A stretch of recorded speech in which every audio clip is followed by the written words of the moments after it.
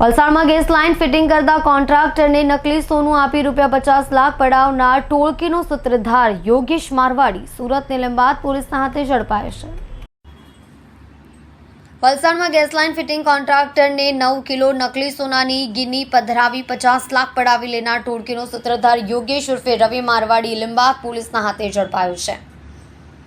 વલસાડના ભદેલી ગામના વતની ઉર્વિશ પ્રકાશ દેસાઈ ગત 22મી ડિસેમ્બરે પરિવાર સાથે વાંસદા જાનકી વન ફરવા ગયા હતા।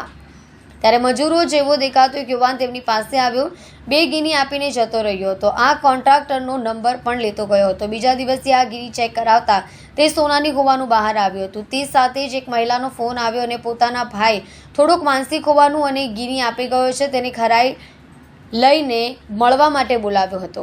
તે વખતે વધુ 5 ગીની આપી હતી। આ ગીની પણ સોનાની હોય આ કોન્ટ્રાક્ટરને તે સસ્તામાં લેવાની લાલચ જાગી હતી। આ લાલચ સામેની ટોળકી પારખી ગઈ હતી। માત્ર 50 લાખમાં આશરે 9 કિલો ગીની આપવાના બહાને તેમણે 30મી ડિસેમ્બરે સુરત જિલ્લાના પલસાણા તાલુકાના કારેલી ગામે બોલાવ્યો હતો।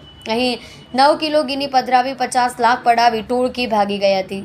સોની પાસે ખરાઈ કરાવતા તે નકલી હોવાનું અને આ ટોળકી વિરુદ્ધ પહેલા પણ ડુંગરા પોલીસ મથકે ગુનો નોંધાયાનું, જેથી કોન્ટ્રાક્ટરે પલસાણા પોલીસ મથકે ફરિયાદ નોંધાવી હતી। ટોળકીનો સૂત્રધાર લીંબાદના વિશ્રાંતિ પાર્ક સોસાયટીમાં રહેતો હોવાની બાતમી મળતા લીંબાદ પોલીસે યોગેશ ઉર્ફે રવિ મારવાડીને દબોચી લઈ પલસાણા પોલીસને હવાલે કર્યો હતો।